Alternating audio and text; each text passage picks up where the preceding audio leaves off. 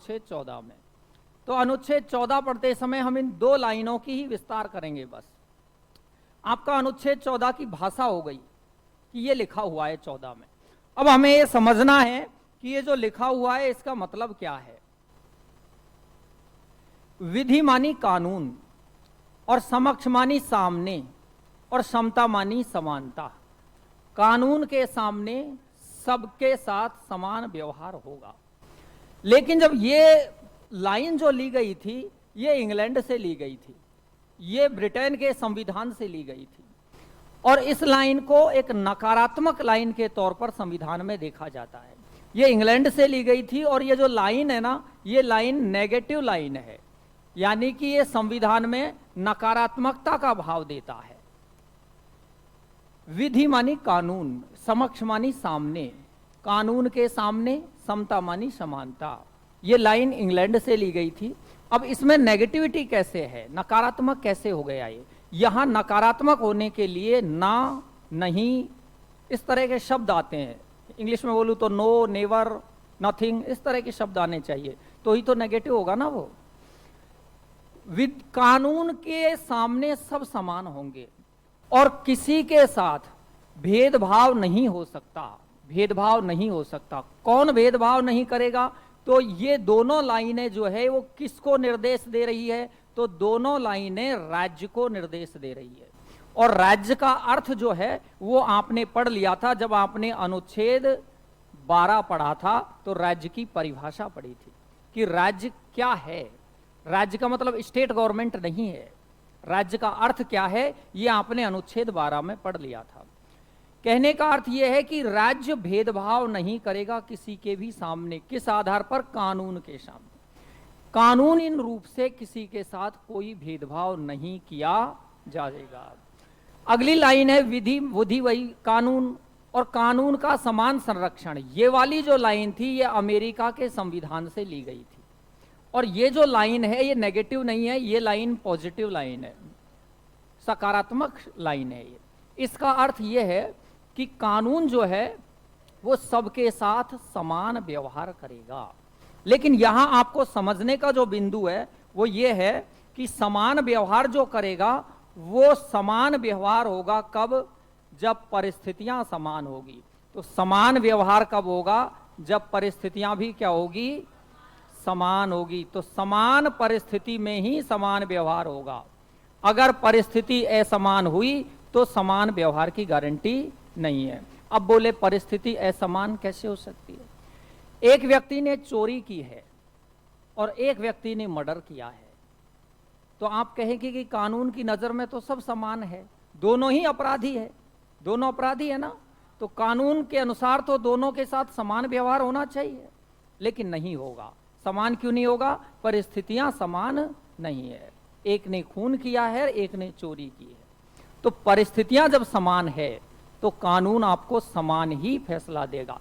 अब समान फैसला ऐसे देगा, अगर 2 व्यक्तियों ने या 10 व्यक्तियों ने चोरी की है तो चोरी 10 व्यक्तियों ने की है तो 10 को अलग अलग सजा नहीं मिलेगी। जो कानून में लिखा है चोरी की जो सजा है 378 में, आईपीसी की धारा 378, जो चोरी के प्रावधान उसमें जो सजा है उसी के अनुसार 10 को सुनाई जाएगी। ये नहीं कि एक को 1 साल की सुना दी, दूसरे को उसी चोरी में दूसरे को 10 साल की सुना दी, ऐसा नहीं हो सकता। अगर आपका एक समानता जो है वो इसमें दिखाई देती है पूरी तरह, है ना। लेकिन समान व्यवहार कब होगा? जब समान परिस्थिति होगी। अब आप समान व्यवहार की गारंटी लेने लग गए और परिस्थितियां असमान है तो आपके साथ समान व्यवहार नहीं हो सकता। ठीक। अब हमें अनुच्छेद 14 का पढ़ना है अपवाद, कि 14 में बहुत सारे अपवाद डाल रखे हैं, और 14 को अगर हमें समझना है तो मैं यहाँ एक लाइन में अनुच्छेद 14 के बारे में बात कर रहे हैं।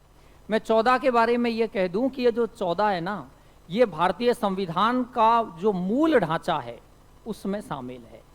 और मूल ढांचे का सिद्धांत किसमें आया था? केशवानंद भारती के केस में आया था, है ना। तो ये अनुच्छेद 14 के बारे में क्या कर लूं कि संविधान का क्या है ये मूल ढांचा। तो मूल ढांचे में और भी बहुत सारी चीजें हैं, लेकिन 14 भी मूल ढांचे में है। तो संविधान के मूल ढांचे में शामिल है। अनुच्छेद 14 संविधान के मूल ढांचे में शामिल है। इसका अर्थ क्या है कि अनुच्छेद 14 में से एक भी शब्द हट नहीं सकता, क्योंकि वो संविधान का क्या है, मूल ढांचा। और मूल ढांचे का जो वो मामला है, मूल ढांचे की जो थ्योरी है, वो 1973 में केशवानंद भारती के केस में आई थी, केरल राज्य में आई थी। तो संविधान के मूल ढांचे में अनुच्छेद 14 है, अनुच्छेद 19 भी मूल ढांचे में जाता है, उनके साथ एक शब्द नहीं हटता है। तो ये ध्यान रखना कि अनुच्छेद 14 बहुत ही महत्वपूर्ण आर्टिकल है। महत्वपूर्ण क्यों है? क्योंकि ये मूल ढांचे में शामिल है। अब अनुच्छेद 14 पढ़ते पढ़ते हमें ये देखना है कि अनुच्छेद 14 जो है, इसकी कुछ एक विशेषताएं और भी है। जैसे कि अनुच्छेद 14 कहता है कि जब समान व्यवहार किसी भी नागरिक के साथ होगा तो परिस्थितियां कैसी होनी चाहिए, समान होनी चाहिए। एक और पॉइंट इसका देखते हैं कि अनुच्छेद 14 अभी कह रहा है कि सबके साथ समान व्यवहार होगा, लेकिन अगर भारत का राष्ट्रपति है या फिर किसी भी राज्य का राज्यपाल है, इन दोनों के साथ फौजदारी मामले नहीं हो सकते। फौजदारी का अर्थ अगर अंग्रेजी में लिखूं तो क्रिमिनल होता है। फौजदारी मानी आपराधिक, क्रिमिनल। क्रिमिनल मामलों में इनकी जो है न तो गिरफ्तारी होगी, न न्यायालय में जाएगा, और ना ही इन पर कोई केस हो सकता है। किसी प्रकार का इन पर केस नहीं हो सकता। कैसा केस नहीं हो सकता? फौजदारी। अब आप कहेंगे फौजदारी केस नहीं हो सकता, सिविल केस हो सकता है। सिविल केस का अर्थ क्या है? फौजदारी और सिविल क्या है? भारत में जो कानून है, कानून को अंग्रेजी में क्या बोलते हैं? लॉ। और संविधान को कॉन्स्टिट्यूशन बोलते हैं। तो जो कानून है इसके 3 पार्ट हैं। भारतीय कानून के 3 पार्ट हैं। एक पार्ट होता है जिसको हम आईपीसी के रूप में पढ़ते हैं, एक को हम सीपीसी के रूप में पढ़ते हैं, और एक को हम सीआरपीसी के रूप में पढ़ते हैं। ये कानून जब जो एलएलबी या एलएलएम अगर आप करते हैं तो आपको ये तीनों जो है पार्ट्स पढ़ने पड़ते हैं। अब पहले, अब ये शब्द आपका सुना हुआ होगा कि पहले 2 प्रकार के न्यायालय हुआ करते थे प्राचीन काल में, चाहे वो मुगल काल हो या उससे पहले।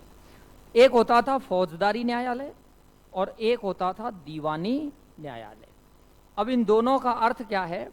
ऐसे मामले जो अपराध से जुड़े हुए हो, किसी भी प्रकार का जिनमें अपराध हो, ऐसे मामलों में जो सुनवाई होती है तो कोर्ट फैसला हमेशा सीपीसी की सेक्शन में देता है। सीपीसी की सेक्शन मानी कि आईपीसी की सेक्शन मानी कि आईपीसी की धारा जो है, सेक्शन मानी धारा, तो आईपीसी की धारा में फैसला सुनाता है कोर्ट। लेकिन मामला कैसा होना चाहिए? अपराध का होना चाहिए। अपराध मतलब आपने मर्डर किया है, चोरी की है, किसी पर जानलेवा हमला किया, बहुत सारी बातें। अपराध से जुड़ी जो भी चीजें हैं, फैसला आईपीसी में होता है। और जिस न्यायालय में आपराधिक मामले चलते हैं, सुनाए जाते हैं, सुनवाइयां होती है, वो न्यायालय फौजदारी कहलाते हैं। और अगर कोई मामला अचल संपत्ति से संबंधित है, अचल संपत्ति माने कि जमीन जायदाद से जुड़ा अगर कोई मामला है, तो उसमें जो फैसला होता है वो हमेशा किसमें सुनाया जाता है? सीपीसी में सुनाया जाता है। जो वकील होते हैं ना, वो अलग होते हैं दोनों के। सीपीसी के जो मुकदमे हैं बहुत लंबे चलते हैं, काफ़ी लंबा जमीन जायदाद का मैटर होता है, लंबे वर्षों में जाकर के मैटर पूरा होता है। तो सीपीसी का मतलब है जमीन जायदाद से जुड़ा मामला है। अचल संपत्ति से जो मामले जुड़े होते हैं, उनकी जो सुनवाइयाँ होती है वो दीवानी न्यायालय में होती है, और फौजदारी न्यायालय में आपराधिक मामलों की सुनवाई होती है। फौजदारी मामलों में कोर्ट सजा सुनाता आईपीसी की सेक्शन में, और जमीन जायदाद से जुड़े मामले में कोर्ट सजा सुनाता है सीपीसी सेक्शन। अब बचा सीआरपीसी। जो पुलिस जो रिकॉर्ड रखती है, पुलिस जो केस दर्ज करती है, वो हमेशा सीआरपीसी की सेक्शन में करती है। पुलिस को यह अधिकार नहीं होता कि कौन अपराधी है कौन नहीं है। पुलिस आरोपी बनाकर उस पर सीआरपीसी की धारा में केस दर्ज करती है। तो जिस धारा में, जैसे मर्डर का मामला है, सीआरपीसी की सेक्शन 301 में दर्ज होता है, जबकि आईपीसी में जाते ही वही मर्डर 302 हो जाता है, और यहाँ आते ही वो 301 में दर्ज होता है। क्यों? क्योंकि पुलिस जो है सीआरपीसी में मामला रिकॉर्ड करती है। तो जब हम पुलिस के पास जाते हैं तो थाना इंचार्ज जो धारा लगाता है वो हमेशा सीआरपीसी में लगाता है, और जब कोर्ट में मामला पहुंच जाता है तो कोर्ट ये देखता है कि ये मामला कौन सा है, ये क्रिमिनल मामला है कि ये सिविल का मामला है। अगर सिविल के मामले हैं तो सीपीसी में सुनाए जाएंगे, और अगर क्रिमिनल मामले हैं तो फिर आईपीसी में सुनाए जाएंगे। तो यहाँ आपने ये जो पढ़ा कि राष्ट्रपति और राज्यपाल फौजदारी मामलों में इनको जो छूट होती है, ये भारतीय संविधान का एक आर्टिकल कहता है। इस बात को एक अनुच्छेद कहता है, जो अपवाद है अनुच्छेद 14 का। इन दोनों को बचाने का ये आर्टिकल है, आर्टिकल 361। आर्टिकल 361, आर्टिकल 361 कहता है कि दीवान फौजदारी मामले इनके खिलाफ नहीं लगाए जा सकते हैं। फौजदारी मतलब कि क्रिमिनल मामले, अपराध से जुड़े मामले। अब बचे कौन से मामले? सीपीसी, मानी हिंदी में बोलूं तो दीवानी मामले बच गए। अगर दीवानी मामलों में है तो नियम यह है, अनुच्छेद 361 का क्लॉज ए, अनुच्छेद 361 का क्लॉज ए इस बात को कहता है कि राष्ट्रपति और राज्यपाल के साथ दीवानी मामले चलाए जा सकते हैं, लेकिन 2 महीने पूर्व उनकी सूचना राष्ट्रपति या राज्यपाल जो संबंधित है उसको देनी पड़ेगी, और वो लिखित सूचना देनी पड़ेगी जिसमें तथ्य सामने रखने पड़ेंगे कि ये तो आप पर मामला बनता है, ये तो विवाद है, इस मामले में आप पर ये मुकदमा चलता है। सारी सूचनाएं राष्ट्रपति या राज्यपाल को 2 महीने पहले देनी पड़ेगी। अगर 2 महीने पहले आपने सूचना दे दी तो भारतीय संविधान का अनुच्छेद 361 का क्लॉज ए ये कहता है कि फिर उन पर सिविल के मामले चलाए जा सकते हैं, लेकिन फौजदारी मामले तो बिल्कुल भी नहीं चलाए जा सकते। जबकि हम अनुच्छेद 14 में समान व्यवहार और समान परिस्थितियों की बात कर रहे थे। हम कह रहे थे कि सबके साथ समान व्यवहार होगा, लेकिन राष्ट्रपति और राज्यपाल के साथ नहीं होगा। क्यों नहीं होगा? ये अपवाद है 14 का, अनुच्छेद 14 का अपवाद है। तो राष्ट्रपति और राज्यपाल को ये जो है छूट दी गई है। एक और बड़ा जो आर्टिकल है इसका, जो बड़ी एग्जाम्स में पूछा जाता है जहां से प्रश्न, वो दूसरा पॉइंट इसका देखते हैं अपन, 14 का दूसरा पॉइंट। ये अनुच्छेद 14 के जब अपवाद हम पढ़ते हैं तो एक आर्टिकल आता है, उससे पहले उसकी बैकग्राउंड देख लो। एक आर्टिकल है 31A और एक है 31B और एक है 31C। जब भी आप अनुच्छेद 31 जो है इसको पढ़ते हैं तो ये पहले मूल अधिकारों में पढ़ा करते थे। अब 31 और 19 से ये मूल अधिकारों में पढ़ते थे ना, अब ये हटा दिया गया है। और इतना आपको पता है 31 में क्या था? पहले संपत्ति का अधिकार था, राइट टू प्रॉपर्टी थी। अब ये 31A और B, मैं अगली बात को समझाने के लिए ये बात कर रहा हूं कि 31A और B जो है ना, ये जब भारत में पहली बार संविधान संशोधन हुआ 1951 में, तब जोड़े गए थे। दोनों तब जोड़े थे नेहरू जी की सरकार ने। उससे पहले ये क्लॉज नहीं थे, A, B, C ऐसे क्लॉज नहीं थे। उससे पहले 31 ही था बस केवल। यानी संविधान के निर्माताओं ने केवल एक ही आर्टिकल डाला था, अनुच्छेद 31 बस। इसमें A और B जो क्लॉज जुड़े ना, ये 1951 में जुड़े थे। लेकिन बाद में जो C जोड़ा था ना, ये इंदिरा गांधी की सरकार ने जोड़ा था। और जो पूरा विवाद हुआ ना, वो C पे ही हुआ था। 31C में इंदिरा गांधी की सरकार ने जब 25वां संशोधन किया था 1971 में, और 25वां संशोधन करके इंदिरा ने बैंकों का राष्ट्रीयकरण किया था। उस समय 1971 में इंदिरा ने 31C और जोड़ दिया था। और 31C में एक बड़ी बात उन्होंने कही। 31C जोड़कर इंदिरा की सरकार ने क्या कहा, उसको हम पढ़ेंगे इसके अपवाद के रूप में। दोबारा सुने, बातें नहीं रहे, तुम दोनों रोज ही बात करते हो यार। अब तुम थोड़ा सा ये तो देखा करो कि हम बहुत गहराई में वैसे चल रहे हैं। एक तो बहुत मुश्किल से तो चीजें समझ में आएगी, ऊपर से आप बात कर रहे हैं। अनुच्छेद मूल संविधान में केवल अनुच्छेद 31 था। 31 के अलावा A और B जो क्लॉज हैं दोनों, ये नहीं थे, ना C था, मूल संविधान में नहीं था। 31A और 31B जुड़े थे पहले संविधान संशोधन में, पहला संविधान संशोधन 1900, और 31C जो जोड़ा गया था ये 25वें संशोधन 1971 में जोड़ा था इंदिरा की सरकार ने। इसके जोड़ने के पीछे का कारण था बैंकों का राष्ट्रीयकरण करना।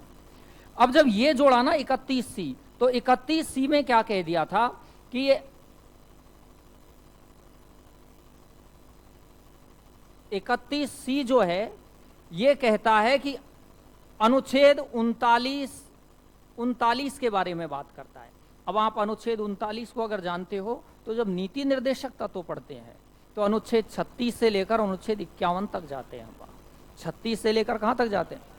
और उसी दौरान नीति निर्देशक तत्व, जिनको आप DPSP कहते हैं, नीति निर्देशक तत्वों में ही ये अनुच्छेद आता है 39। और नीति निर्देशक तत्वों में अनुच्छेद 39 जो आता है उसके अनुसार सरकार को कुछ कानून बनाने की छूट होती है कि सरकार को ये काम करना चाहिए लोगों के हितों में। अगर आप अनुच्छेद 39 के तहत कानून बनाओगे तो सीधा मतलब है अनुच्छेद 14 का हनन हो जाएगा। अनुच्छेद 14 का हनन होता है सीधा इसके मामले में। 39 पे काम करते ही सरकार को 39 पे काम करने में बहुत कठिनाई आई थी। ये इंदिरा गांधी के टाइम तक ये चलता रहा कि 39 में अगर काम करोगे, अगर 39 की पालना सरकार करेगी तो 14 बीच में आ जाएगा। क्योंकि 14 में सबके साथ समान कानून की बात की गई, सबके लोगों के लिए एक जैसा कानून होना चाहिए। अब 39 की पालना कैसे करें? तो अनुच्छेद 31C में कह दिया कि अनुच्छेद 39 के लिए, इसकी रक्षा के लिए, यह अनुच्छेद 39 जो कह रहा है इसकी पालना के लिए, 39 की पालना करने के लिए अगर कोई क्या बनाया जाए, कानून बनाया जाए, तो वो कानून अनुच्छेद 14 के तहत अमान्य नहीं माना जाएगा। ऐसे कानून पर अनुच्छेद जो 14 है, ये 14 काम नहीं करेगा। अगर कहने का मतलब ये है, अगर अनुच्छेद 39 के तहत अगर कोई काम किया जाए और बीच में अनुच्छेद 14 का हनन हो जाए, तो उसे हनन नहीं माना जाएगा। अनुच्छेद 14 की वहां चले काम ही नहीं करेगा। अनुच्छेद 39 में अनुच्छेद 14 काम ही नहीं करेगा।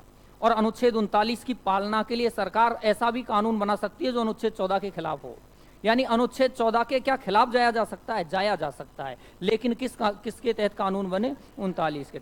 अगर अनुच्छेद 39 की पालना करने के लिए सरकार नीति निर्देशक तत्व बनाए तो, और उससे अनुच्छेद 14 का हनन हो जाए, तो हनन नहीं माना जाएगा। यानी नहीं कह सकते कि अनुच्छेद 14 तो ये कह रहा है, इस आधार पर केस लगा दो, केस नहीं होगा। ये बात कौन सा अनुच्छेद कहता है? 31C कहता है। ये इंदिरा गांधी ने जुड़वा दिया था। समानता का यहाँ पे उल्लंघन थोड़ा सा हो गया था।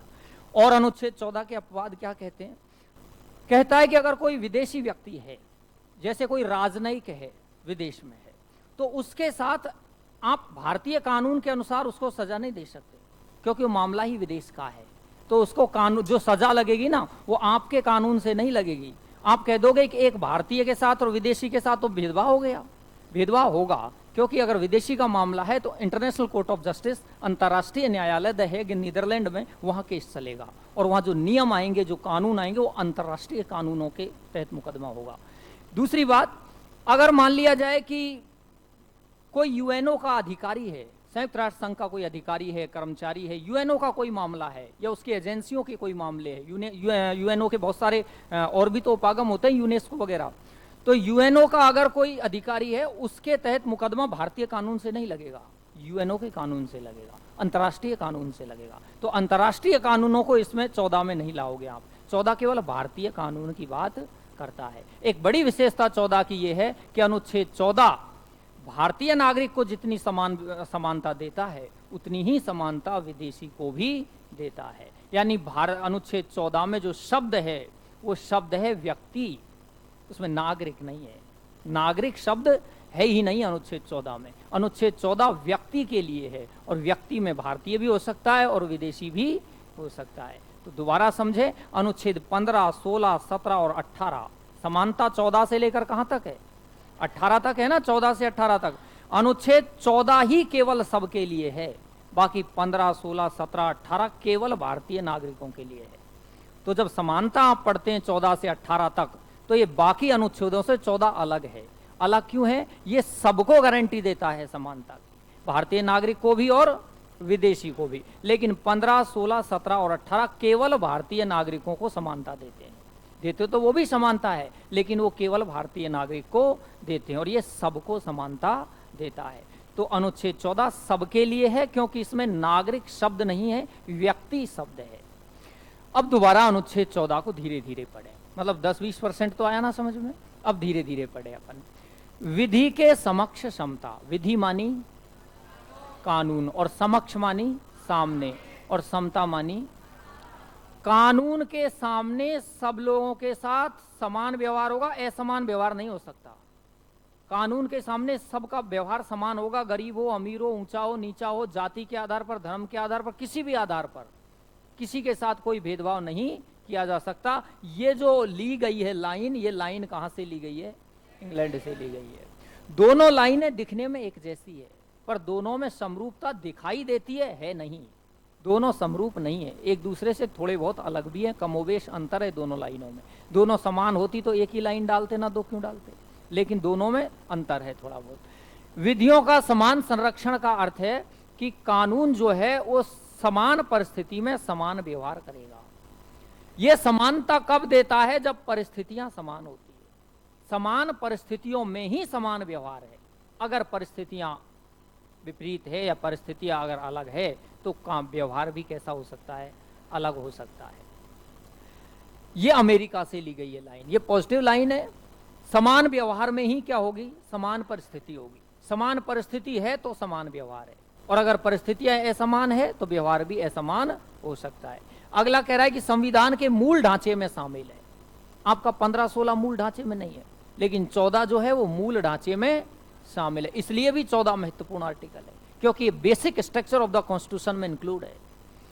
अगला कह रहा है कि राष्ट्रपति और राज्यपाल, इन दोनों जो महामहिम है, राष्ट्रपति और राज्यपाल, इन दोनों को क्रिमिनल मामलों में, कई बुक्स में तो ऐसा लिखा रहता है कि इनको हर एक मामले में, क्रिमिनल हो चाहे सिविल के हो, सारे मामलों में ही इनको छूट है, लेकिन ऐसा नहीं है। सारे मामलों में छूट नहीं है, क्योंकि अनुच्छेद 361 और 361 ए, अनुच्छेद 361 और 361 ए, इन दोनों में अंतर है। 361 क्रिमिनल मामलों में छूट दे देता है, लेकिन 361 ए सिविल के मामलों में 2 महीने पहले सूचना दे करके केस बनाने की अप्लाई दे देता है। तो ये 361 और 361 ए दोनों ही राष्ट्रपति और राज्यपाल को सजा से छूट देने के लिए कहे गए हैं। हाँ, एक और आर्टिकल 105, एक है 194। अनुच्छेद 105 में जो संसद के सदस्य हैं वो संसद में क्या बोलते हैं, संसद में किसको वोट देते हैं, संसद में वो भाषण क्या देते हैं, या संसद में उनका कोई विवाद हो गया आपसे, तो उनका फैसला न्यायालय नहीं करेगा, संसद करेगी, स्पीकर करेंगे, तो वो स्पीकर के अधीन होंगे। अनुच्छेद 105 कहता है कि संसद के किसी भी सदस्य को, संसद का कोई भी सदस्य, सदन की कार्रवाई चल रही है तो सदन की चलती हुई कार्रवाइयों में सदन का कोई भी सदस्य जरूरी नहीं है कि न्यायालय में जाए, जाए तो जाए, नहीं जाए तो नहीं जाए, क्योंकि उस समय देश का संविधान बन रहा होता है, संसद चल रही होती है, और चलते हुए संसद के सत्र में वो उपस्थिति नहीं देगा कोर्ट के आगे, कोर्ट उसे अरेस्ट नहीं कर सकता। ये भी अनुच्छेद 105 कहता है। अनुच्छेद 194 में राज्य के सदस्यों को, विधानमंडल के सदस्यों को, राज्यों की विधानसभाओं के सदस्यों को ये आजादी देता है। तो ये भी अनुच्छेद 14 के अपवाद है, पर ये बड़ा अपवाद है। एक ये वाला जो है, ये वो अपवाद है 31 वाला, जिस पर भारत में सबसे ज्यादा राजनीति हुई थी, जिस पर बहुत समय तक देश में राजनीति चलती रही, और बाद में 31 को ही हटाना पड़ गया, पूरा का पूरा 31 संविधान से हटाना पड़ गया। वो विवाद की जड़ ये था, अनुच्छेद 31C। ए और बी पे ज्यादा विवाद नहीं हुआ, लेकिन सी पर विवाद हुआ, जिसके कारण पूरा का पूरा अनुच्छेद 31 ही हटा दिया गया संविधान से। अनुच्छेद 31C क्या कहता है, ये सबसे महत्वपूर्ण है। 31C सबसे महत्वपूर्ण है। ये क्या कहता है कि अगर अनुच्छेद 39 की पालना करने के लिए सरकार कोई क्या बनाए, तो ऐसे कानून में अनुच्छेद 14 काम नहीं करेगा। आप अनुच्छेद 14 जो है वहां खत्म हो जाएगा, अनुच्छेद 14 उस कानून के सामने खत्म हो जाएगा। यानी अनुच्छेद 39 के तहत अगर कानून बनाया जाए तो उसमें अनुच्छेद 14 बीच में नहीं आना चाहिए, ये कहता है। अब आप ऐसा करो, इसको ऐसे की ऐसे उतार लो। मैं लिखाऊं? जब मैं ही लिखा था तो मैं ऐसे क्यों लिखता, बीच बीच में से ही कर देता। चलो कोई बात नहीं, अनुच्छेद 14 लिखें आप। अनुच्छेद 14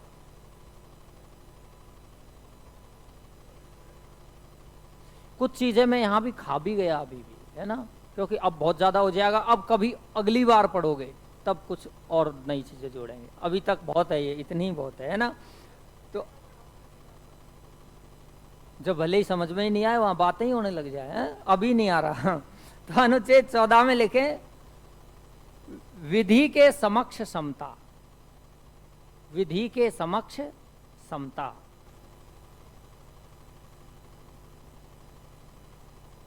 विधि के समक्ष समता एक लाइन में लिखना, जो लोभी कंजूस हैं वो एक ही लाइन में लगाएंगे दोनों।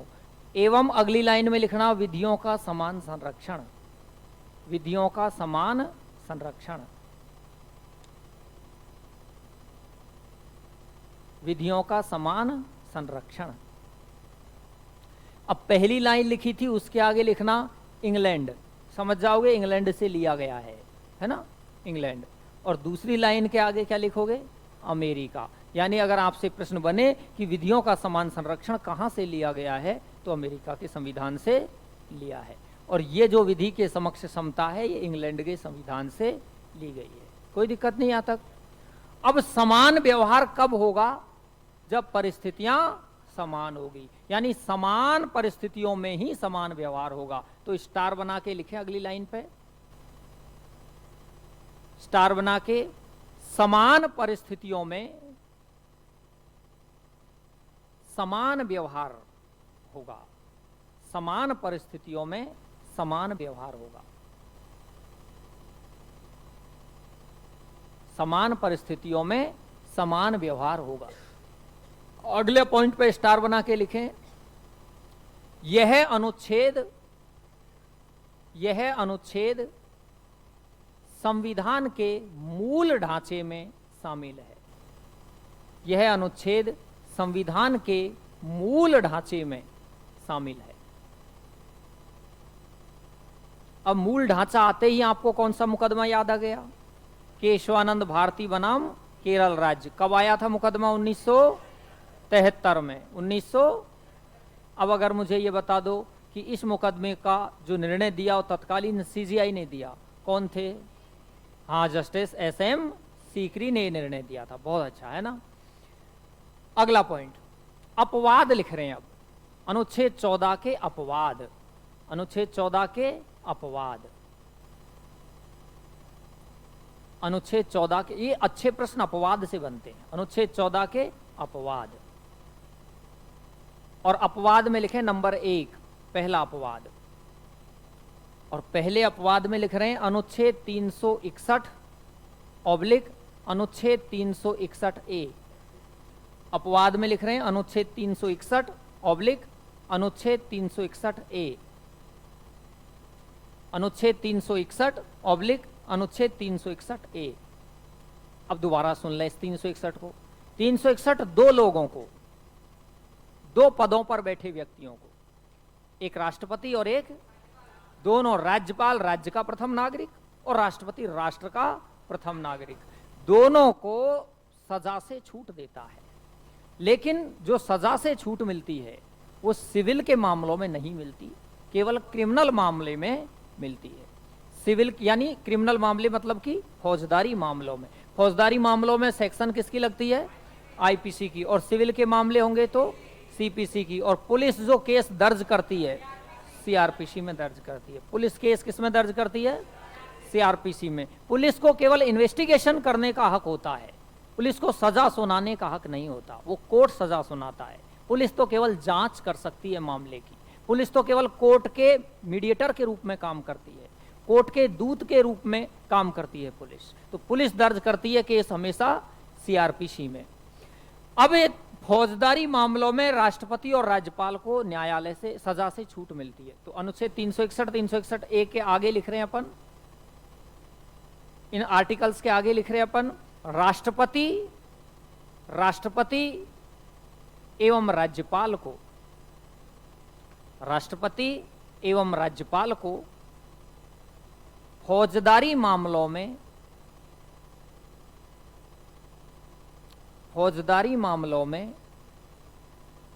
छूट दी गई है। फौजदारी मामलों में छूट दी गई है। केस ही दर्ज नहीं होगा राष्ट्रपति के खिलाफ या राज्यपाल के खिलाफ, किसी भी थाने में केस दर्ज नहीं होगा। उनको अरेस्ट करना और उन पर मुकदमा चलना तो बहुत दूर की बात है। केस ही दर्ज नहीं, केस छूट दी गई है 361 में, है ना। ये वाला आपको विशेष रूप से ध्यान रखना है। अगर संविधान को बहुत बारीकी से आप पढ़ोगे तो ये आर्टिकल आपको बहुत परेशान करेगा। बहुत जगह अनुच्छेद 31C आएगा आपके सामने, है ना। तो नेक्स्ट लिखें अगले अपवाद में। अपवाद 1 तो हो गया था, अब दूसरा अपवाद अपन लिख रहे हैं 14 के अपवाद में। अनुच्छेद 31C, अनुच्छेद 31C। सबसे पहले ये बताएं कि 31C जोड़ा कब गया था? 1971। कौन सा संशोधन? 25वें संशोधन का कारण क्या था? बैंकों का, वो हुआ क्या था कि 19 जुलाई 1969 को इंदिरा गांधी की सरकार ने भारत के 14 बैंकों को नेशनलाइजेशन कर दिया था, राष्ट्रीयकरण कर दिया था। और उस राष्ट्रीयकरण जो किया था उसे आरसी कूपर के मामले में सर्वोच्च न्यायालय ने रोक दिया था। उसे सर्वोच्च न्यायालय ने अवैध घोषित कर दिया था। जब सर्वोच्च न्यायालय बीच में आया और बैंकों के राष्ट्रीयकरण को असंवैधानिक बता दिया, ये बैंकों का राष्ट्रीयकरण असंवैधानिक किया गया था आरसी कूपर के मामले में, तो सुप्रीम कोर्ट जब बीच में आया तो सुप्रीम कोर्ट का फैसला पलटने के लिए कि हम अपना जो बैंकों का राष्ट्रीयकरण किया वो सही किया है, ये बात को कहने के लिए फिर अनुच्छेद 31C डाला गया था 25वें संशोधन में। तो अनुच्छेद 31C के आगे लिख रहे हैं अपन, इसे 25वें संशोधन 1971 द्वारा, इसे 25वें संशोधन 1971 द्वारा संविधान में जोड़ा गया, संविधान में जोड़ा गया, संविधान में जोड़ा गया। क्या कहता क्या है ये कहता है कि 39 की पालना के लिए कोई कानून बनेगा तो अनुच्छेद 14 बीच में नहीं आएगा। तो लिखें इसके अनुसार, इसके अनुसार, इसे जोड़ा गया, इसी में लिख रहे हैं इसके अनुसार अनुच्छेद 39, कौन से पॉइंट में है अनुच्छेद 39? नीति निर्देशक तत्वों में। तो लिखें इसके अनुसार अनुच्छेद 39 की पालना के लिए, की पालना के लिए बनाया गया कानून, 39 की पालना के लिए बनाया गया कानून, बनाया गया कानून अनुच्छेद 14 के आधार पर,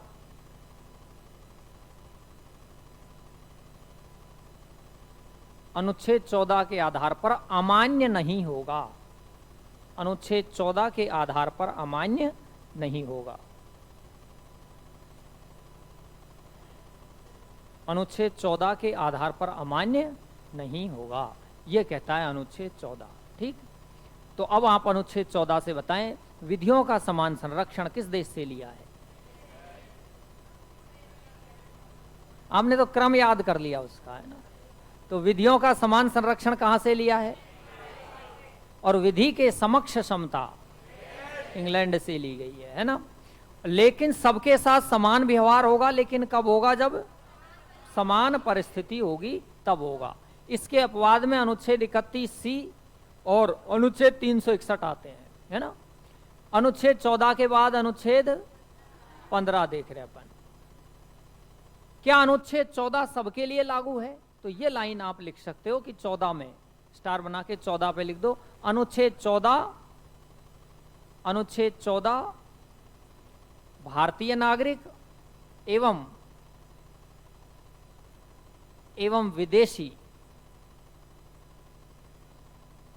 विदेशी को समानता देता है। भारतीय नागरिक एवं विदेशी को समानता देता है, सबको समानता देता है। अब अनुच्छेद 15 जो है ये केवल भारतीय नागरिकों के लिए, बाकी सारे आर्टिकल भारतीय नागरिकों, 18 तक जितने आर्टिकल आएंगे भारतीय नागरिकों के लिए। अनुच्छेद 15 कह रहा है कि जाति, धर्म, ये कौन नहीं करेगा भेदभाव? राज्य नहीं करेगा। कौन नहीं करेगा? और राज्य क्या है? हाँ, जो भी है राज्य, वो कार्यपालिका भी राज्य में शामिल होती है। तो राज्य जो है उसकी परिभाषा किस अनुच्छेद में दी गई है? 12 में। राज्य की परिभाषा किस में है? 12 में आती है। तो अनुच्छेद 15 कहता है कि जाति, धर्म, लिंग, जन्म स्थान, मूलवंश,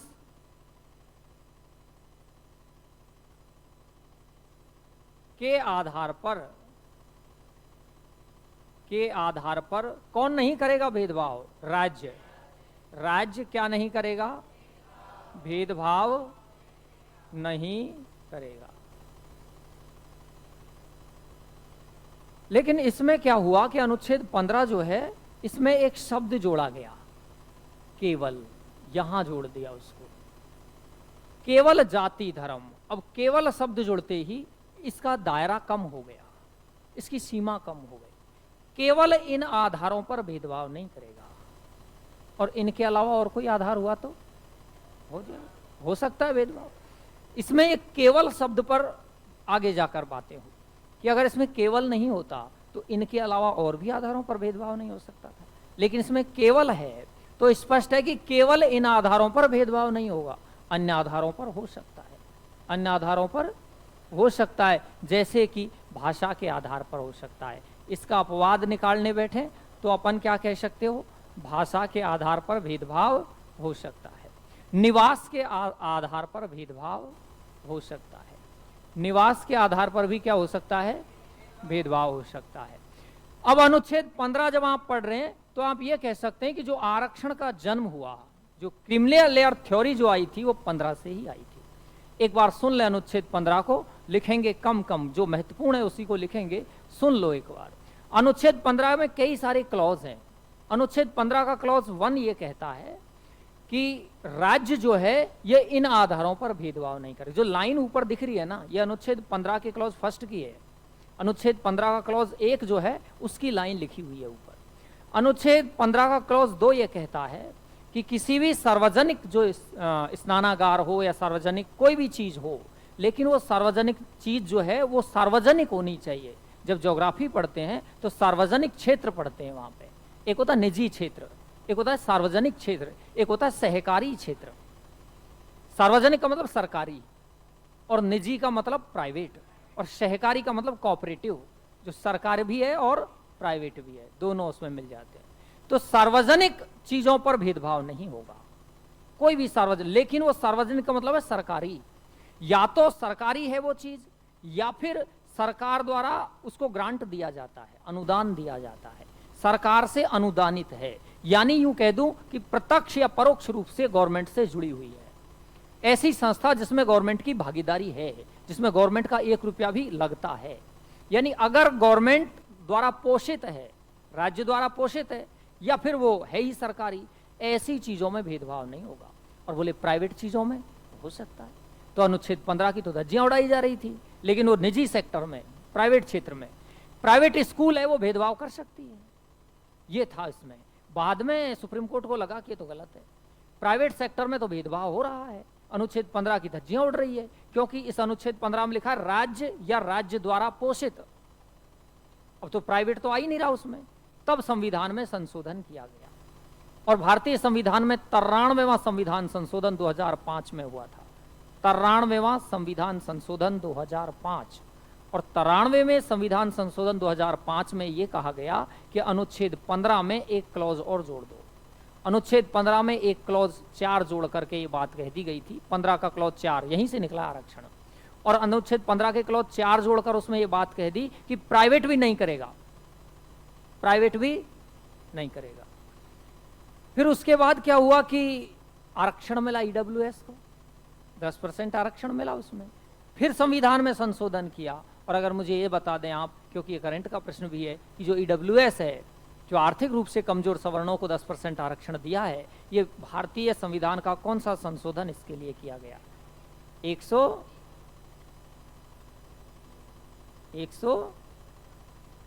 बस 4 में से 1 घटा दो इनका। 103वां संविधान संशोधन 2019, 103वां संविधान संशोधन 2000, 10% आरक्षण दिया गया। तो मैं ये कहना चाह रहा हूं कि अनुच्छेद 15 भी समानता की बात करता है। इन आधारों पर समानता नहीं होगा। अब इसमें क्या लिखा है देखो, लिंग के आधार पर समानता नहीं, भेदभाव नहीं होगा, लिखा हुआ है ना। लेकिन भेदभाव हो सकता है। कब हो सकता है? जब बात बौद्धिक क्षमता की हो, बौद्धिक क्षमता की हो या फिर शारीरिक क्षमता की हो। इन आधारों पर भेदभाव हो सकता है। बोले इस लाइन का मतलब क्या है? इस वाली का, महिलाएं जो होती है, महिलाओं को भारी उद्योगों में, जो बड़ी फैक्ट्रीज है, उनमें जोखिम भरे काम करने से रोका जाता है। अब आप कहेंगे ये नहीं, महिलाओं को उसका योग्य नहीं समझा जा रहा है, भारी कामों के योग्य नहीं समझा जा रहा है। शारीरिक क्षमता की बात हुई है। शारीरिक क्षमता के मामले में या बौद्धिक क्षमता के मामले में भेदभाव हो सकता है, भेदभाव हो सकता है। कैसा मामला होना चाहिए? शारीरिक भेदभाव। इसके अलावा आप कह दो कि जो यहां भेदभाव हो सकता है, आप कह रहे जन्म के आधार पर कोई भेदभाव नहीं होगा, जन्म स्थान, जाति के आधार पर, इनके आधार पर भेदभाव नहीं होगा। अगर शारीरिक रूप से कोई आदमी सक्षम नहीं है, विकलांग है, दिव्यांगजन है, तो विकलांग व्यक्ति कई कार्य नहीं कर सकता, पुलिस में नहीं जाएगा यार, नहीं कर पाएगा वो विकलांग व्यक्ति, सेना में नहीं जा पाएगा। आप कह रहे हो कि भेदभाव हो गया है, तो भेदभाव हुआ है वो शारीरिक क्षमता के आधार पर हुआ है। किस आधार पर? शारीरिक क्षमता के। तो शारीरिक या बौद्धिक क्षमता, इस आधार पर तो भेदभाव किया जा सकता है। भाषा के आधार पर किया जा सकता है, निवास के आधार पर, वहां जन्म स्थान लिख रहा है, निवास नहीं लिख रहा है, तो इन आधारों पर भेदभाव किया जा सकता है। यह अनुच्छेद 15 के अपवाद है। इसमें आपको क्या पढ़ना है जो एग्जाम का पॉइंट हो? तो हमें इसके कुछ क्लॉज देखने हैं। जैसे कि एक अनुच्छेद 15 का 3 पढ़ना है हमको। 15 का 1 लिखा हुआ है क्लॉज, 2 कह रहा है सार्वजनिक स्थानों भेदभाव नहीं होगा, और 3 कहता है कि ये स्त्रियां जो है, स्त्रियां एवं बालकों के लिए अगर सरकार कोई विशेष कार्य कर रही है तो आप भेदभाव नहीं कह सकते कि लिंग के आधार पर भेदभाव हो गया स्त्री पुरुष में। अगर इनको विशेष प्रावधान दिए जा रहे हैं महिलाओं को, या फिर बच्चों के लिए कोई अलग कार्य हो रहे हैं, तो फिर भेदभाव। आप कह दो कि 5 साल का बच्चा, उसको तो कारखानों में काम नहीं करने दे रहे आप, तो इसका मतलब ये तो भेदभाव हो गया बच्चे के साथ। तो बोले अगर स्त्रियों और बच्चों के मामले में भेदभाव भी हो सकता है। यह अनुच्छेद 15 का क्लॉज 3 कह रहा है। और अनुच्छेद 15 का क्लॉज 4 ये कहता है कि जो ST SC, यहां से निकला आरक्षण, इस जगह से किसका जन्म हुआ था? आरक्षण का। 15 के क्लॉज 4 से आरक्षण का जन्म हुआ है। 15 का क्लॉज 4 कह रहा है कि जो ST SC है और OBC है, यानी ये कह सकता हूं कि जो लोग, ऐसे लोग जो पिछड़े हुए हैं, जो लोग पिछड़े हुए हैं, हटा दिया है ना, ST SC जो है अनुसूचित जाति और जनजाति के जो मैटर है, इन लोगों के लिए भी अलग से प्रावधान किए जा सकते हैं। इन दोनों के लिए अलग प्रावधान किए जा सकते हैं। ये तो हुए सामान्य प्रश्न। और जो अच्छी एग्जाम्स में अच्छे प्रश्न बनते हैं वो अनुच्छेद 15 के क्लॉज 5 से और अनुच्छेद 15 के क्लॉज 6 से उठते हैं। 5वें को आपको ध्यान रखना है कि ये जो 5वां डाला ये सरकारी था ना अब तक, अब यहां आकर के प्राइवेट सेक्टर हो गया। कि प्राइवेट जो सेक्टर है, प्राइवेट सेक्टर मानी क्षेत्र जो है, प्राइवेट सेक्टर में भी भेदभाव नहीं होगा, कोई भेदभाव नहीं कर सकते प्राइवेट सेक्टर में। और इसके लिए संविधान में संशोधन हुआ, 93वां संशोधन। और 93वां संशोधन कब हुआ था? 2005 में हुआ। और उधर ये जो है ये अपना EWS के लिए बात कर रहा है। और इसके लिए जो संविधान में संशोधन हुआ ये हुआ 103वां संशोधन। और ये 103वां संशोधन कब हुआ था? 2019 में हुआ। तो एग्जाम के पॉइंट से ये और ये दोनों देखने हैं अपने को, है ना। ये दोनों बहुत डीप के प्रश्न हैं और ये थोड़े सरल यहाँ पे आने शुरू हो जाते हैं ना। 15 को यहाँ तक आपने पढ़ा है तो केवल आर्टिकल की भाषा पढ़ी और कोई लेना देना नहीं था वहां पे, है ना। तो अनुच्छेद 15 दोबारा सुने क्या कह रहा है। 14 में कोई क्षेत्र बताया था क्या कि जाति के आधार पर, कि धर्म के आधार पर, कि किस आधार पर, कोई था क्या उसमें? नहीं था। लेकिन 15 में है। 14 बेसिक स्ट्रक्चर में आता है, मूल ढांचे में आता है। 14 सबको समानता देता है, 15 केवल नागरिकों को समानता देता है। जो भारतीय नागरिक है केवल उनको समानता देता है। 14 में क्षेत्र नहीं थे, किस आधार पर नहीं था, 15 में है।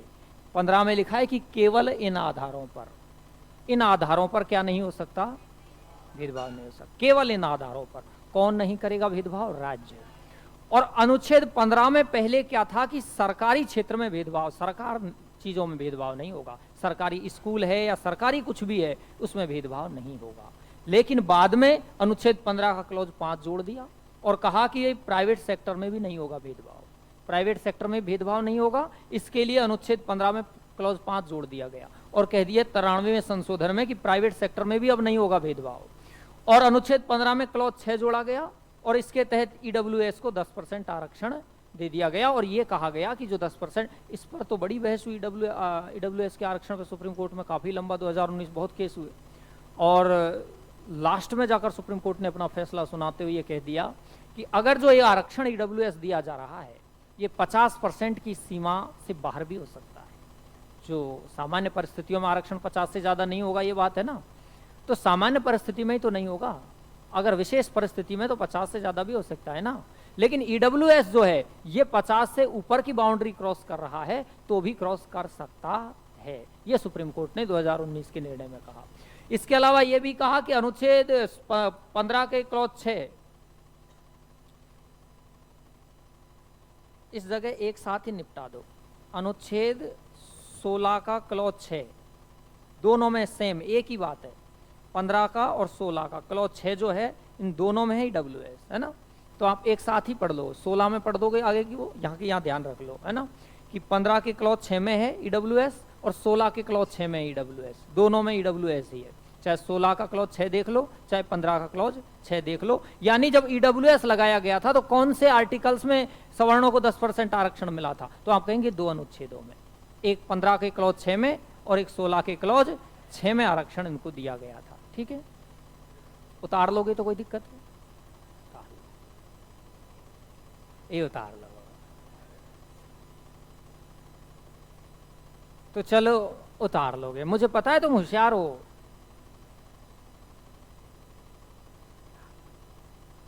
समझ तो रहे हो ना, उतार क्या।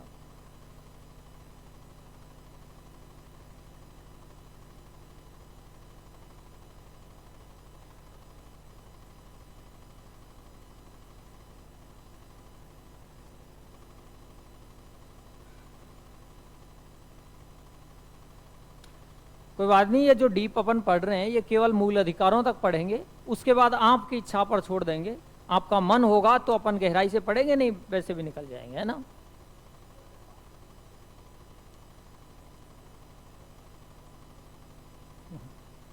दिक्कत तो आएगी, मेरे को पता है।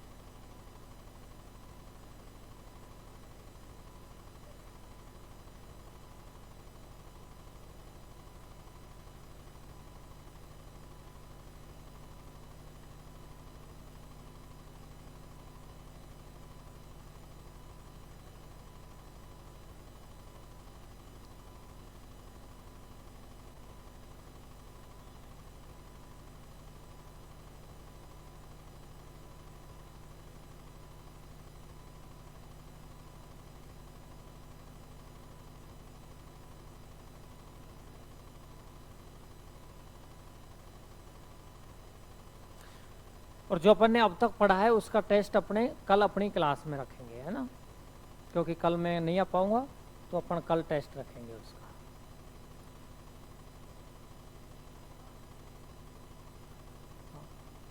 तो वो क्या है कि उससे दोनों काम हो जाएंगे, खाली भी नहीं बैठे रहोगे और आपका पता भी लग जाएगा। और उस पता अगर लग गया, उसमें ज़्यादातर बच्चे वहाँ पे माइनस में चले गए, तो फिर उसके बाद चीज़ें चेंज करेंगे अपन, है ना।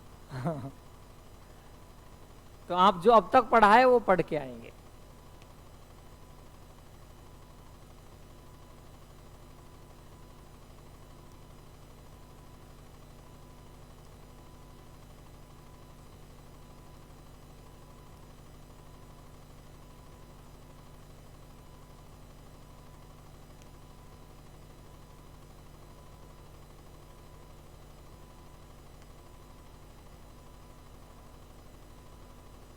ठीक है, 15 को फिर से 15 पे बात कर रहे हैं। आपको ईडब्ल्यूएस वाला ध्यान रखना है। अनुच्छेद 15 का क्लॉज 6 है और 16 का क्लॉज 6 है। ठीक है, 15 का क्लॉज 6 और 16 का क्लॉज 6। और इसके लिए जो संविधान संशोधन है वो 103वां संशोधन है 2019 में। उधर ये अब तक जो पढ़ा वो केवल राज्य की सरकार, सरकारी या फिर सरकार द्वारा पोषित, जिसको सरकार अनुदान दे रही है, फंड दे रही है, उनके लिए था। प्राइवेट सेक्टर के लिए नहीं था, बाद में जोड़ा था। 15 का क्लॉज 5 जोड़ा कि प्राइवेट सेक्टर में 93वें संशोधन 2005 से जोड़ा गया, और ये जोड़कर ये कहा कि प्राइवेट सेक्टर भी इसकी पालना करेगा 15 की। पहले नहीं करता था प्राइवेट सेक्टर, अब प्राइवेट सेक्टर 2005 के बाद इसकी पालना में है। प्राइवेट सेक्टर्स पर भी ये चीज लागू है कि वो भेदभाव नहीं करेगी। ये बाद में जोड़ा गया था। कब जोड़ा था? 93वां संशोधन 2000। तो एक तो कितना सरल है, इतना भी नहीं है, बहुत ज्यादा भी नहीं है। 103वें संशोधन जो 2019 में ईडब्ल्यूएस का नाटक था।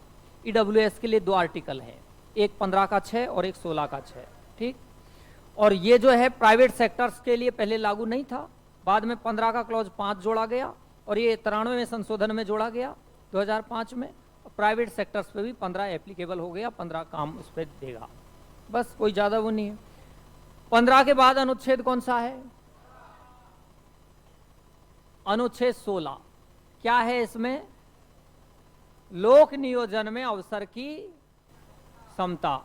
लोक नियोजन मानी सरकारी सेवाएं, लोक नियोजन में अवसर की समानता। और लोक नियोजन में जो अवसर की समानता, लोक नियोजन का मानी क्या होता है? सरकारी नौकरी, सरकारी सेवा होती है। अब अनुच्छेद 16 में अपन देख ले कि अनुच्छेद 16 जो है, अनुच्छेद 16 कहता है कि लोक नियोजन में सबको अवसर कैसे मिलेंगे? समान मिलेंगे, सबको समान अवसर मिलेंगे सरकारी सेवाओं में, लेकिन नहीं मिलते। उसके पीछे का कारण आरक्षण है। पीछे का कारण क्या है? आरक्षण। 16 का 4 पढ़ते हैं और इसमें क्या लिखा हुआ है? आरक्षण। और अगर आप आरक्षण के मुद्दे पर 15 से निकला है आरक्षण, 15 में भी तो था। अनुच्छेद 16 का खंड 4 ये जो है ये कह रहा है ये आरक्षण आज का नहीं है, बहुत पुराना है। जब भारत आजाद नहीं हुआ था ना, तब भी आरक्षण की बातें होने लग गई थी। 2000 सालों से जो आज जिस आरक्षित वर्ग है, जिनको आरक्षण का लाभ मिल रहा है, 2000 सालों तक दबे कुचले रहे, 2000 सालों तक उनका शोषण हुआ, तो उसकी भरपाई करने के लिए दिया गया। आरक्षण नकारात्मक नहीं है, सकारात्मक भेदभाव है। भेदभाव तो है ना आरक्षण में, लेकिन वो सकारात्मक भेदभाव, पॉजिटिव डिस्क्रिमिनेशन है वो संविधान में। तो आरक्षण जो है उसकी आलोचना करने से पहले आप आरक्षण जिस आर्टिकल में दिया गया उस आर्टिकल को अच्छे से पढ़ें। वो आर्टिकल स्वयं मान रहा है कि आरक्षण देकर हम भेदभाव कर रहे हैं, लेकिन ये भेदभाव पॉजिटिव है, ये सकारात्मक भेदभाव है और उनकी उन्नति के लिए जरूरी है। और जब जिस दिन लगेगा कि हाँ अब बराबर का मैटर है, तो उसके बाद आरक्षण समाप्त भी किया जा सकता है, तो समाप्त हो सकता है। ऐसा नहीं है कि हमेशा स्थायी कर दिया गया है। अब हो सकता है कि ये गलत इसलिए भी हो जाता है क्योंकि इसका राजनीतिकरण हो गया, और जब चीजें राजनीतिकरण में फंस जाती है तो चीजें अपने स्वरूप से ही बदल करके दूसरे ही स्वरूप में चली जाती है। तो कुछ ऐसा हो सकता है। बस आरक्षण जो है इसकी मांग हुई थी भारत में 1882 में, और पहली बार इसकी मांग हुई जब आप 1880 से लेकर 1884 तक का समय पढ़ोगे तो 1880 से 84 एक गवर्नर जनरल का समय आता है, लॉर्ड रिपन का समय आता है। बहुत अच्छा गवर्नर जनरल था रिपन, भारतीयों के लिए तो बहुत शानदार था। उसने 1882 में एक आयोग बनाया था, हंटर आयोग। आयोग कौन सा था? तो आपसे पूछा जाए कि भारत में आरक्षण के पहले बार विचार कहां आए थे, तो आरक्षण के विचार आए 1882 में, जब गवर्नर जनरल थे लॉर्ड रिपन। और लॉर्ड रिपन के जमाने में पहली बार जिसने जनगणना करवाई थी, पहली बार 1881 में लॉर्ड रिपन ने करवाई थी। तो उसी रिपन के टाइम की बात है, हंटर आयोग बना। इस आयोग ने आरक्षण की बात की। उसके बाद ज्योतिराव फुले का नाम आपने सुना होगा ना। महात्मा फुले जो है उन्होंने इस बात को और आगे बढ़ाया, और अंबेडकर से पहले दलित जातियों के लिए जो अच्छा और सराहनीय काम किया वो ज्योतिबा फुले ने किया। उनकी पत्नी सावित्रीबाई फुले, उनका भी अच्छा योगदान रहा था। तो हंटर आयोग के बाद इस बात को, आरक्षण की बात को जो बल दिया वो महात्मा ज्योतिराव फुले ने दिया। फिर थोड़ा आगे बात बढ़ी और आरक्षण अंग्रेजों ने 1932 में दिखा दिया। 1932 में सेपरेट इलेक्टोरेट सिस्टम आया था, जिसको हिंदी में बोलते हैं पृथक निर्वाचक प्रणाली, पृथक निर्वाचन प्रणाली। और ये क्या थी? वो हुआ क्या था कि 1930 जो है ना, उसमें गांधी जी ने आंदोलन कर दिया था, नमक यात्रा अलग कर दी थी, और उसके बाद सविनय अवज्ञा आंदोलन शुरू कर दिया था। तो 1930 में जब महात्मा गांधी ने 2 बड़े काम किए, दांडी मार्च हुआ था और 1930 में ही सिविल डिसओबीडियंस मूवमेंट हुआ था, यानी सविनय अवज्ञा आंदोलन हुआ था। तो जब ये आंदोलन बढ़ने लगा ना, और हिंदू मुसलमान सब जाति के लोग गांधी जी के साथ खड़े हो गए और एक नेशन वाइड मूवमेंट हो गया, राष्ट्रव्यापी आंदोलन हो गया। ऐसी स्थिति में अंग्रेजों को लगा कि भारत में हिंदू मुसलमान सिख ईसाइयों के बीच अगर एकता बढ़ गई तो अंग्रेजों के लिए घातक हो सकती है। तब अंग्रेजों ने हमारी जातियों को बांटने की कोशिश की, और हमारी जो शक्ति है वो हम में डिवाइड एंड रूल पॉलिसी का अच्छा तो नहीं, बहुत बुरा इस्तेमाल किया। उन्होंने क्या किया कि ऐसा सिस्टम बना दिया 1932 में। ये किसने बनाया था? ये मैकडोनल्ड ने बनाया। और ये 32 में ये जो है ना, मैकडोनल्ड की सांप्रदायिक पंचायत की घोषणा भी कहते हैं इसको, कम्युनल अवार्ड, कम्युनल अवार्ड कहते हैं। मैकडोनल्ड इंग्लैंड का प्रधानमंत्री था उस समय, 32 की बात कर रहा हूं। 32 में इंग्लैंड के प्रधानमंत्री थे मैकडोनल्ड। मैकडोनल्ड ने क्या किया?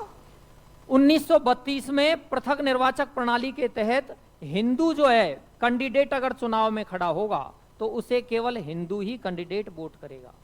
Hindu can vote cast only for Hindu candidates, और मुसलमान अगर कैंडिडेट चुनाव में खड़ा होगा तो केवल मुसलमान ही उसे वोट करेंगे, ऐसा नियम लगा दिया। जबकि ऐसा होता है कि आजकल नहीं होता ना, सब जाति मजहब सब दे सकते हैं ना, लेकिन अंग्रेजों ने बांटने की कोशिश की।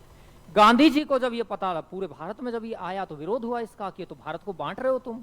गांधी जी को सबसे ज्यादा इस पर ऐतराज हुआ और गांधी जी आमरण। अब अंबेडकर ने क्या कहा इस पर, पृथक निर्वाचन, अंबेडकर ने कहा बहुत शानदार है, सब लोग इसकी आलोचना कर रहे थे और बी आर अंबेडकर ने कहा बहुत अच्छा है, एक चीज और जोड़ दो इसमें जोड़ दो कि जो डिप्रेस्ड क्लास के लोग हैं, जो दलित है, वो कैंडिडेट खड़ा होगा तो केवल दलित ही वोट देगा। अंबेडकर ने कहा ये भी जोड़ दो इसमें। तब गांधी जी अंग्रेजों से ज्यादा अंबेडकर से नाराज हो गए कि अंग्रेज तो हमें बांटना चाहते हैं, पर तुम तो राष्ट्रभक्त रहे हैं और राष्ट्रवादी रहे हैं और पूरे देश के एक बड़े लीडर हैं, और आप अगर ऐसा कह रहे हैं अंग्रेजों की हाँ में हाँ, सुर में सुर तो मिला रहे हो वो तो अलग है, पर उससे भी एक कदम आगे बढ़ गए। अब हिंदुओं में भी दलित आते हैं और वहीं उन्होंने तो केवल हिंदुओं को बांटा, वहां उसमें भी जाकर दलितों को बांट रहे हो। तब अंबेडकर और गांधी जी के बीच मनमुटाव हो गया था। अंबेडकर माने नहीं गांधी की बात को, नहीं माने तो गांधी के पास सबसे बड़ा हथियार था आमरण अनशन। गांधी जी ने अनशन पर बैठ गए, अनशन पे बैठ के उठा के पूना की जेल में गांधी जी को अरेस्ट कर दिया। लगातार गांधी की हालत खराब होती गई, उन्होंने खाने पीने से इनकार कर दिया इसके विरोध में। उसके बाद फोर्स फीडिंग करवाई गई, गांधी जी को जबरदस्ती खाने खिलाने की कोशिश हुई, नहीं हुआ। और फिर जब गांधी की तबीयत ज़्यादा खराब होने लगी, अंबेडकर को झुकना पड़ा और अंबेडकर ने अपनी मांग को वापस ले लिया और खुद पूना के जेल में अंबेडकर गए, गांधी जी को अपने हाथ से जूस पिलाया, उनका अनशन तोड़वाया और उन्होंने कहा अब मैं भी इसका विरोध करता हूं, ये गलत है। और उसी वक्त पूना समझौता हुआ था, जिसे आप पूना पैक्ट के नाम से पढ़ते हैं। 1932 का जो पूना पैक्ट हुआ था वो इसी मुद्दे पर हुआ था। तो मैं ये कह रहा था कि आरक्षण आज का नहीं है, बहुत पुराना है। पहली बार जो आरक्षण की बात हुई वो हंटर आयोग में हुई थी। कब हुई थी? 1882 में। उसके बाद 1932 में तो अंग्रेजों ने ऐसा करने की कोशिश हुई। लेकिन जब भारत आजाद हो गया तो आजाद होने के बाद ये आरक्षण जो दिया गया ना, आपने पढ़ा भी 16(4) और 15(4) में, ये आरक्षण अप्लाई हुआ था पहले संविधान संशोधन में। जो पहला संविधान संशोधन हुआ 1951 में, उसमें जाकर के ये बातें एप्लीकेबल हुई थी, सरकार ने इन चीजों को मान लिया था। तो पहले संविधान संशोधन के बाद ये स्थिति आ गई। अब बच गया पिछड़ा वर्ग, जो ओबीसी बच गया था। ओबीसी फिर मंडल आयोग में आ गया था, और मंडल आयोग के बारे में जब मैं पहले पढ़ाया था तब बात भी हुई थी कि मंडल आयोग जो है इसके तहत आरक्षण दिया गया था। अब आपने पढ़ा होगा तो मुझे इतना बता दो, मंडल आयोग बनाया कौन सी सरकार ने था? मोरारजी जेपी मंडल, सुप्रीम कोर्ट के रिटायर्ड न्यायाधीश की अध्यक्षता में, जेपी मंडल की अध्यक्षता में 1979 में 79 में यह मंडल आयोग गठित किया गया था। मोरारजी ने मंडल आयोग बनाया, लेकिन इस मंडल आयोग की सिफारिशों को लागू किस प्रधानमंत्री ने किया था? वीपी सिंह ने। विश्वनाथ साहब, तो वीपी सिंह ने मंडल आयोग की सिफारिश लागू की। ये पढ़ा भी था हमने कि वीपी सिंह ने मंडल आयोग की सिफारिश लागू की, उसका परिणाम भुगतना पड़ा, सरकार से तक से हाथ धोना पड़ गया, काफी लफड़ा हुआ। तो मैं ये कह रहा था कि ये जो आरक्षण है ये बहुत पुराना रहा है। अब आप इतना करें कि इनको तो उतारे नहीं, और केवल है ना इसमें आरक्षण है, इसको यहां तक उतार ले, 16 और 16(4) को यहां तक उतार ले, है ना, 16 उतार लो और 16(4) में आरक्षण उतार लो, और 16(6) में दोबारा नहीं लिखवा रहा, ईडब्ल्यूएस है ही उसमें। 16 और 16 में यहां तक उतार लो।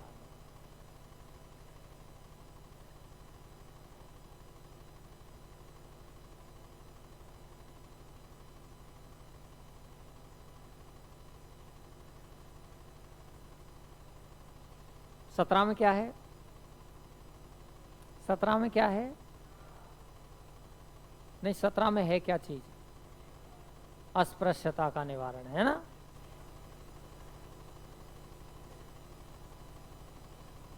जब दूसरा शब्द अगर अधूरा होता है ना, तो पहले शब्द को इम्फेस करना पड़ता है ना, पहले शब्द पे जोर लगता है, अस्पृश्यता बनेगा वो, नहीं कि अस्पृश्यता, है ना, क्योंकि दूसरा शब्द जब अधूरा होता है तो पहले शब्द को इम्फेस करना पड़ता है।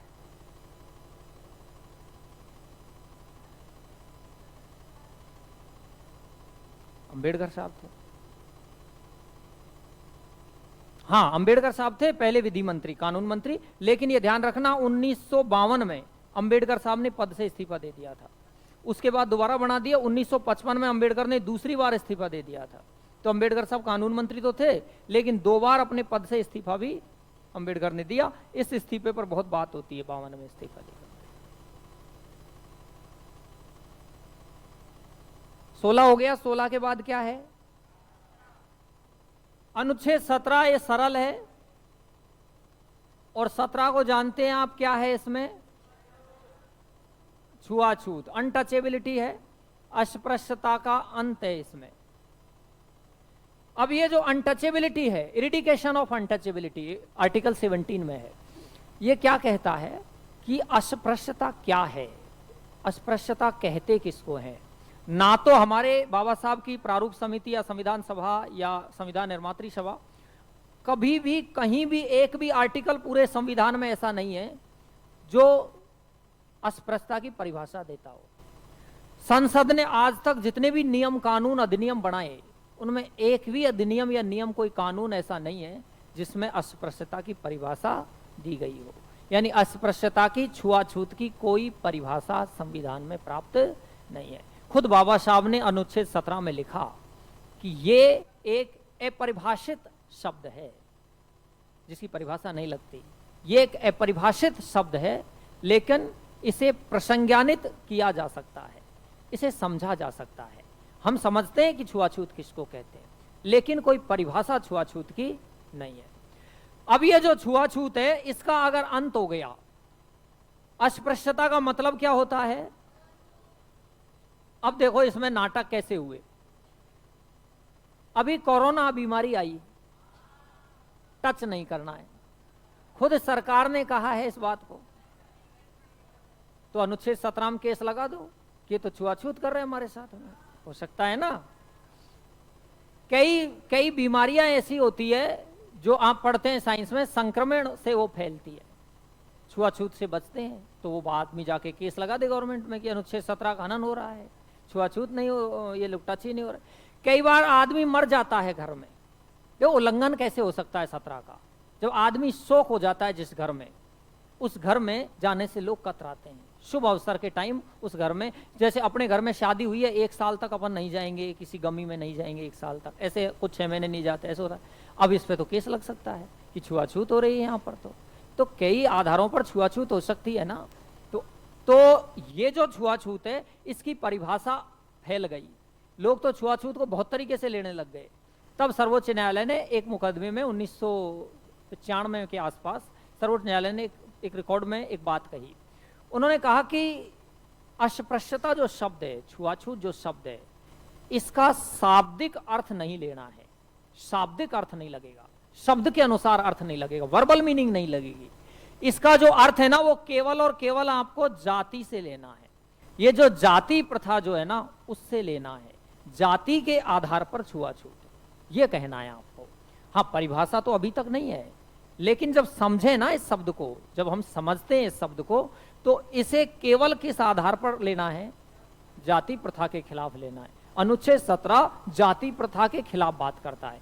अब आपसे अगर मान लो यही प्रश्न एक बार पूछ लिया, यही प्रश्न, अच्छे बच्चे हैं ना, कंफ्यूज हो गए इस प्रश्न पर। बहुत शानदार प्रश्न है, आपका आईक्यू लेवल अगर अच्छा है तो आप प्रश्न तक पहुंच सकते हैं। देखो मैं आपको ऑप्शन दे रहा हूं, अगर ये प्रश्न आप बताते हैं, इस प्रश्न पर बहुत अच्छे बच्चे भी कंफ्यूज हो गए थे, है ना। ऑप्शन क्या था कि छुआछूत, अस्पृश्यता निवारण के लिए निम्न में से कौन सा अनुच्छेद उपयुक्त है? दोबारा सुने, अस्पृश्यता निवारण के लिए, ये आपके आईक्यू पर निर्भर करता है कि आप कितनी तेजी से चीजें पकड़ लेते हैं, है ना। अस्पृश्यता निवारण के लिए कौन सा निम्न में से कौन सा अनुच्छेद उपयुक्त है? अनुच्छेद नंबर 1, अनुच्छेद 15(2), नंबर 2 अनुच्छेद 18, अनुच्छेद 19C, और चौथा है इनमें से कोई नहीं।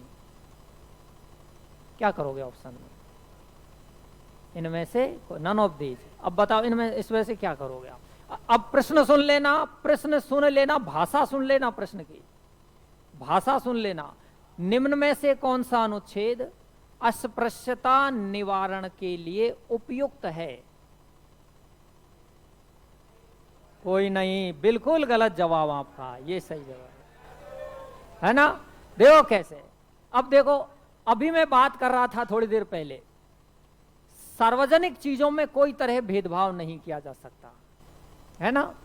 सार्वजनिक कोई भी सरकारी चीजें हैं, कोई तरह का भेदभाव नहीं किया जा सकता। अगर कोई मंदिर है, मान लो सरकारी कोई मंदिर है, अब प्राइवेट में भी नहीं किया जा सकता, ये कर दिया ना। तो अब अगर कोई मंदिर है और उस मंदिर में कोई अछूत आदमी चला गया, तो क्या उसे रोका जा सकता है? नहीं रोका जा सकता। तो यहां भी तो छुआछूती हुई। अगर रोक रहे हैं तो छुआछूत हुई ना, जाति के आधार पर हुई ना छुआछूत। तो अनुच्छेद 15 का 2 उसमें भी तो है यही बात। तो इसमें आंसर था अनुच्छेद 15(2), और ज्यादातर बच्चे करके आए थे, इनमें से कोई नहीं। तो ये एक अच्छे प्रश्न थे। जहां अगर अनुच्छेद 17 होता तो बेहद सरल प्रश्न बन जाता, कोई भी कर देता उसको। लेकिन यहां ये प्रश्न थोड़ा सा अच्छा था, इसमें अनुच्छेद 15 का क्लॉज 2 आता है ना। तो दोबारा सुने, अनुच्छेद 17, अगर भेदभाव, इसमें अपवाद भी है।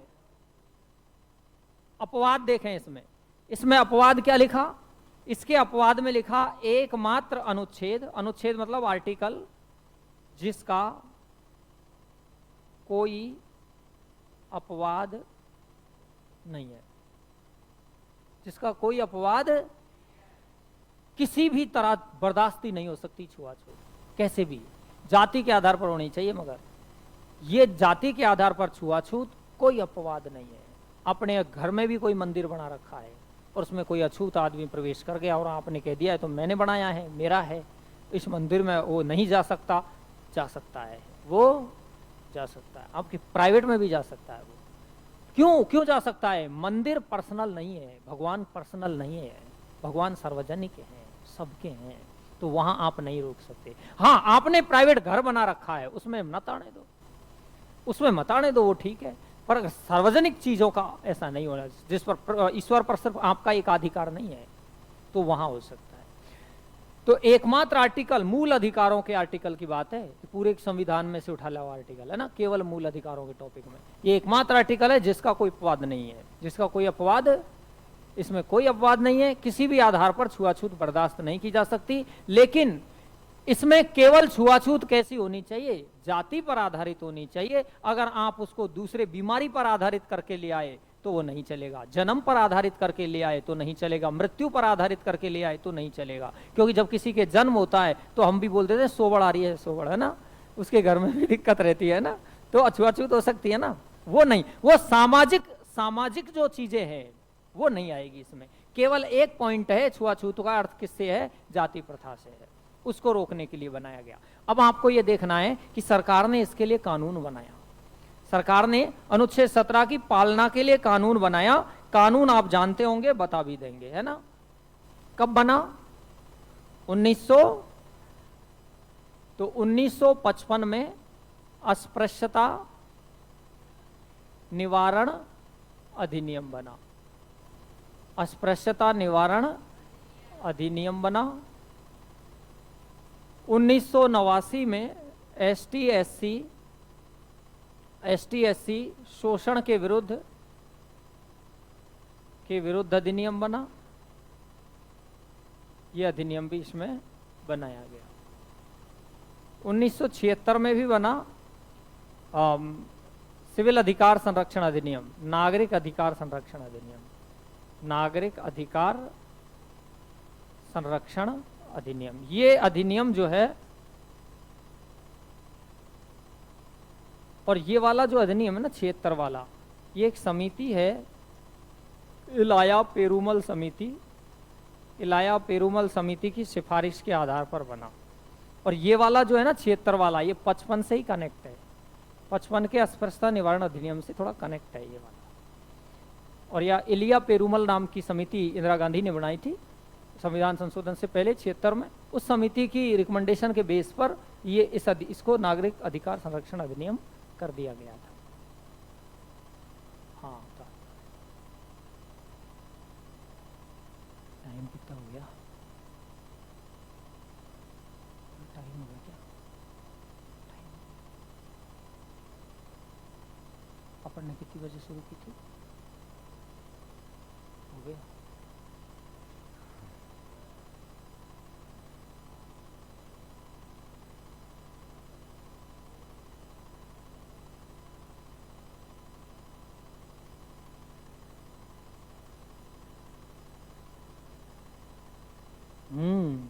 मेरे को भी लग रहा है।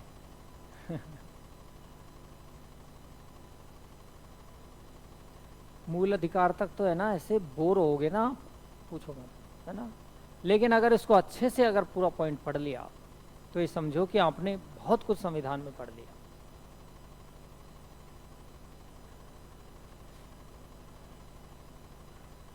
और यही क्लास अगर मैं सेकंड ग्रेड में पढ़ा रहा होता ना, तो उनको मजा आ जाता हो कि ये बहुत शानदार क्लास है, उनको ऐसा लगता। और यहाँ पर वो चीजें जबरदस्ती दी जा रही है, मैं चोरी कर रहा हूं मैं, है ना। पता तो मुझे भी है, दिख तो मुझे भी रहा है, लेकिन मूल अधिकारों तक मैं ये चोरी करूंगा, है ना, क्योंकि बहुत महत्वपूर्ण है। आगे तो मैं देख लूंगा क्लास का माहौल कैसा है ना।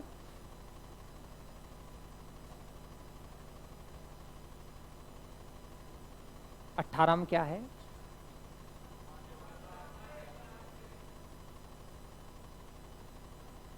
उपाधियों का, वो अपन पढ़ेंगे। तो ये तीनों अनुच्छेद जो आज पढ़े अपन ने, इनको आप पढ़ के आएंगे, है ना।